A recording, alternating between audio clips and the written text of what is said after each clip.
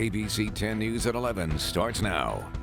COVID cases in San Diego County continue to hit our Hispanic community hard. Good evening. I'm Steve Atkinson. And I'm Kimberly Hunt.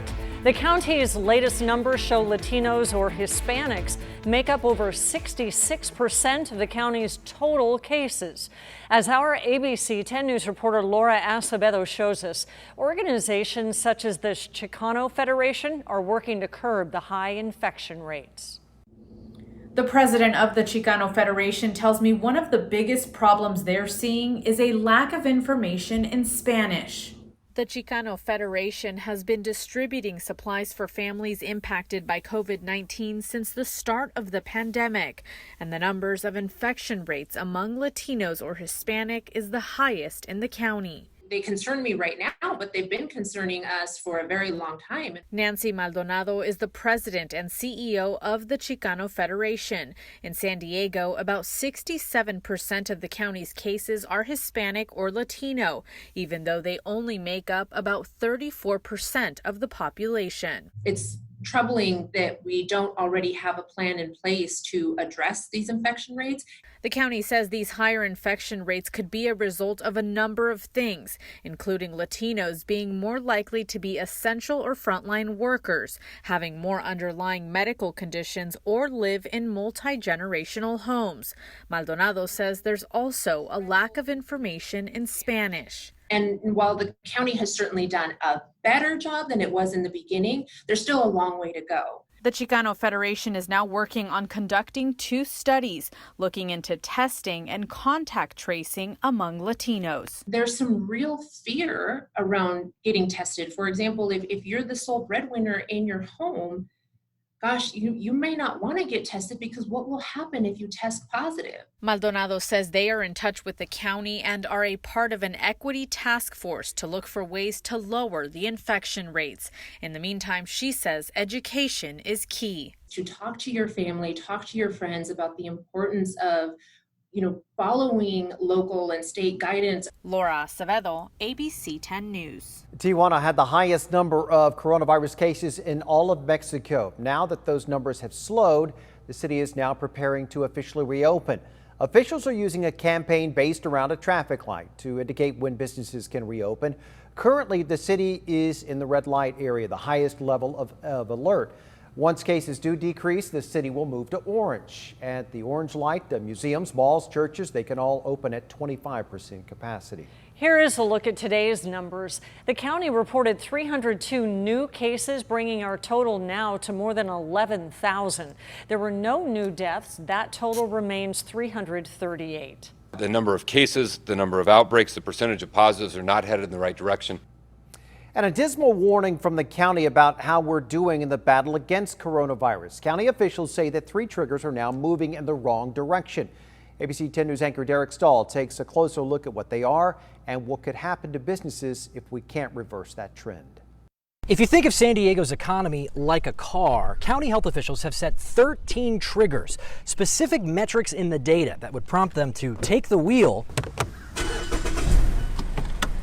and throw our reopenings into reverse. One of those 13 triggers is already in the red. There have been more than 7 community outbreaks within a 7-day span, and other metrics are ticking up. One has to do with new cases rising 10% or more over a 5-day span. Right now, San Diego has surpassed that, but health officials aren't turning the check engine light on just yet. They say technical glitches and testing delays may be partly to blame. The other trigger they're watching, if the positivity rate gets above 8% over a 14-day span. Over the weekend, the positivity rate hit 7%, but the 14-day average is still about 4%. These are concerning numbers. They're concerning because they clearly represent an increase in spread, community spread, and number of cases tied to our reopening and the fact that more people are out doing more things. County officials announced they're launching a new public education campaign this week, urging people to wear masks and comply with health orders. They say if more triggers do go off, they won't shut down entire industries. Instead, they might close individual businesses like specific restaurants. When you adjust for population, San Diego County is still a ways behind some of the hot spots around the country. As of this morning, San Diego County had 322 cases per 100,000. Harris County, where Houston is located, had 448. To match Harris County, San Diego County would need to add 4,161 new cases. That's a jump of almost 40%. Derek Stoll, ABC 10 News. Our non-scientific Facebook poll finds 61% of people say if COVID-19 cases worsen in San Diego County, they would support local businesses being closed again. You can weigh in by going to facebook.com/ABC 10 News. And you can add the Miramar Air Show to the list of events canceled because of coronavirus. Today, organizers announced the show's schedule for this fall is being suspended for health reasons. The air show is billed as the largest military air show in the world and attracts around 500,000 people a year. The commanding officer at Miramar says they are already looking forward to next year's show. It is a platform for North County students of color to share their experiences with racism. The creators of the Instagram page Black in PUSD hopes to lead to change. And they spoke with ABC 10 News reporter Anthony Purra about what they hope to accomplish. The creators of the page don't want their identities revealed. They've asked us to disguise their voices so they won't be targeted. The Instagram page is called Black in PUSD. It's described as a safe space for current and graduated students in Poway Unified School District to anonymously share their experiences with racism. We were originally inspired to start this project after having seen the nationwide protests regarding the Black Lives Matter movement, and we thought it was a good idea to showcase the Black experience in our own community. The page creators say they are two Black students who have gone to school in Poway Unified for years.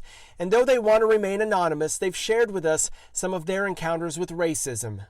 A girl once told me how her father interrogated her after having seen us walking together, and he asked her questions regarding who I was and why she was speaking to me and whether she was safe. The page has more than 3,600 followers and dozens of posts, but the creators want to do more than just raise awareness.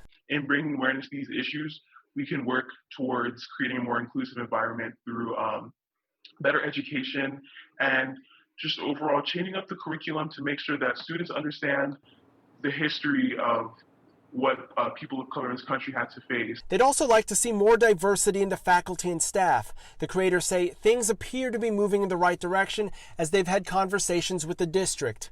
Later this week, the school board is set to vote on an anti-racism resolution, something the district says was already in the works. In it, there's a commitment from PUSD to have more diverse curriculum, more diverse staffing, increased expanded anti-bias training, not just for students, but all staff. We just hope that overall a change comes from this. The school district is set to vote on the anti-racism resolution during Thursday's meeting. Anthony Purra, ABC 10 News. Today, mourners gather to pay their final respects to Rayshard Brooks before his funeral tomorrow. That viewing ceremony was held at Ebenezer Baptist Church, where Martin Luther King Jr. served as co-pastor. Brooks' private funeral service will be held there tomorrow.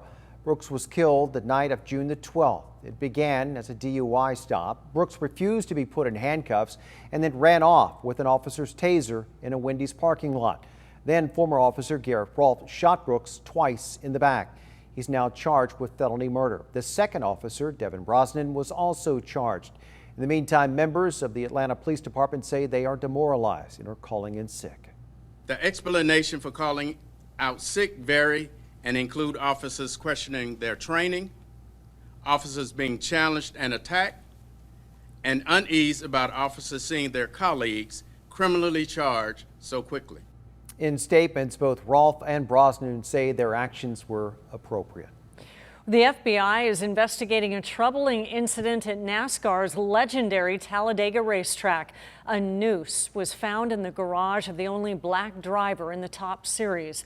Bubba Wallace has been outspoken in support of Black Lives Matter. His call to ban the Confederate flag at NASCAR races helped convince them to take action. The noose was discovered by a member of Wallace's team. He never saw it. And NASCAR's president says access to the garage is limited, so investigators should know who went in and out. As we have stated unequivocally, there is no place for racism in NASCAR.